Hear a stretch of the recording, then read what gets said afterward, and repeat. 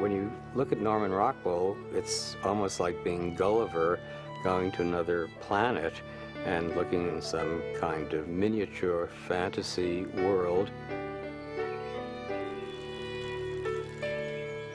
He kind of created a mythical, wonderful land of childhood innocence and exuberance.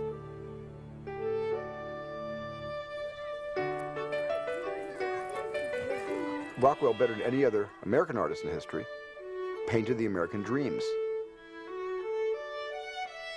Better than anyone. Welcome to Norman's Place. Come in and join me, and come in around to your right. Join us here in front of Main Street, in front of the world of Norman Rockwell. I almost by accident was in Stockbridge, Massachusetts, and went to see the Norman Rockwell Museum. In a way, I was actually more interested in seeing the Robert Stern building than the holdings, but I was there. And I walked in, and it was, for me, like discovering a whole new planet. I had to confess that these pictures were riveting.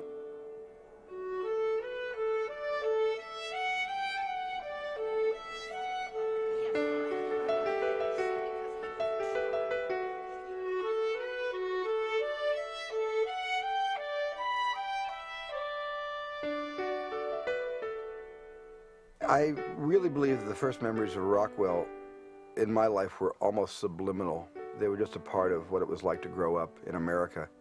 He was already becoming part of the American fabric. This is his main street. This is his bank.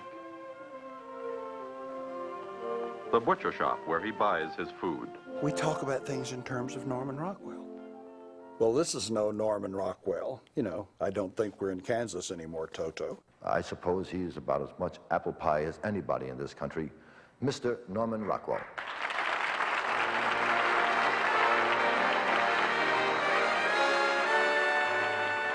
I don't think there's any other artist in the world whose work is seen within his own society with the same continuous affection. You go to him like somebody going to a fond and friendly and utterly benign uncle. Before we go any further, I do want to thank you on behalf of this country for all the wonderful, wonderful paintings you have furnished us with.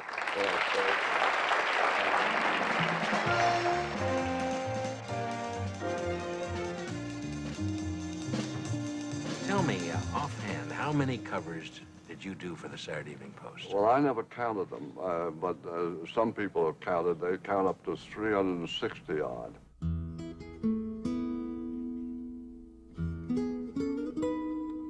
He was a myth maker. He made myths that people who were not concerned with art as such could believe in. He captured us in a blink of his artistic eye. He just sort of captured the way we were and the way we should always be.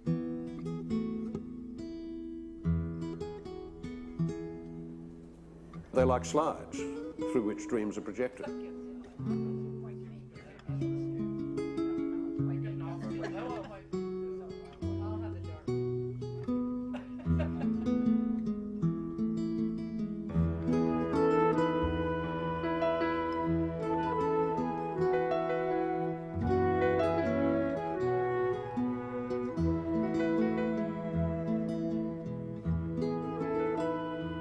The story of my life, Rockwell once said, is really the story of my pictures and how I made them.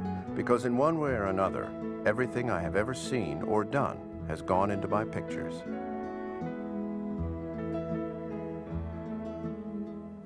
My brother said recently when he was interviewed about his own work and somebody tried to put on him something about simple Norman Rockwell, he just said he's a lot more complicated. He was a lot more complicated than that. Our view of Rockwell is characterized by a great longing for simplicity. And the mistake we make about Rockwell is to say that X defines this man. The work may tell the story of the man, but not as we expect. Rockwell became a legend with images of the familiar and everyday. Reassuring images that seemed to say little of change or struggle. In fact, Rockwell's life held much of both. And in the end, he painted that story too. He went beyond our expectations. You would think that he probably grew up on a farm somewhere in the Midwest, but he didn't. He grew up in New York City, born there.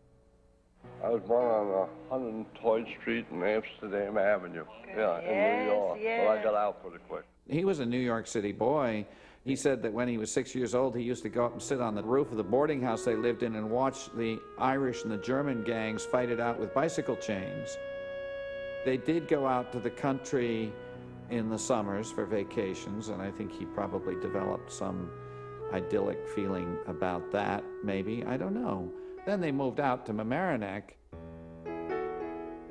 The family lived in a succession of boarding houses. Rockwell's father worked as an office manager. His mother was often ill.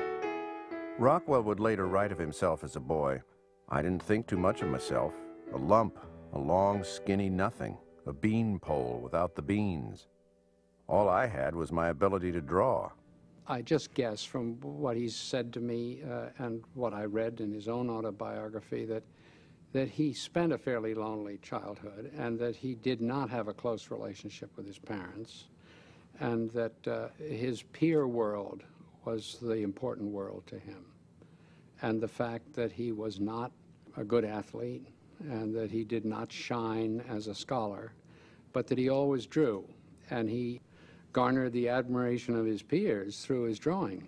Were you a university man yourself? I went to 2 years of Mamaroneck High School. You did? Yeah. 2 years of Mamaroneck High School? I can give you the chair. It's too long. Really? What was the chair? Oh, it's too long. I thought I heard my grandmother say the MHS won a game today with a Rebo and a Ribo and a Rebo, rum. Boom, get a rat trap bigger than a cat trap. Sis, boom, bar. Mamaroneck High School, rah, rah, rah. That's great. That's delightful. His ninth grade principal called him in at the end of the year and said, "Rockwell, you got to get serious. This thing of art school, you got to make up your mind. Art school or high school," knowing that he would decide high school. And my father said, "Fine, I'll go to art school."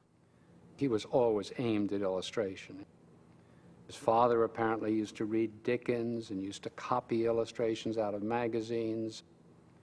Illustration was part of the excitement of his own growing up. It was the one visual medium that everybody was tuned into. There was no television. Illustration was the visual sort of vehicle in which these stories were brought to life. And so it was, as they call it, the golden age of illustration. Rockwell enters Art Students League not to learn how to be a great painter in the manner of the Ashcan School. He goes straight to the illustrator classes. My father went to art school, and then by the time he was 16, he started professionally illustrating. Not only was he talented, but he had the ability to knock this stuff out very early.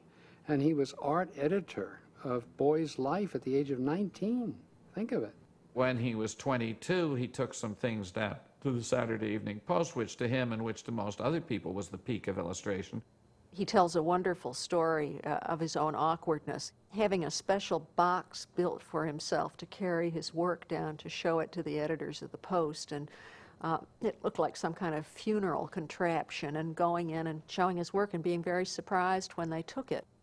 This would be sort of like getting an Oscar the first time you made a movie. Norman, you've been identified with the Saturday Evening Post for many, many years.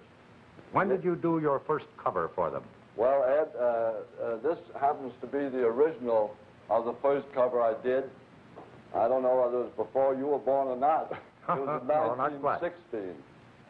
And this is the original of it. In those days, we used only red and black.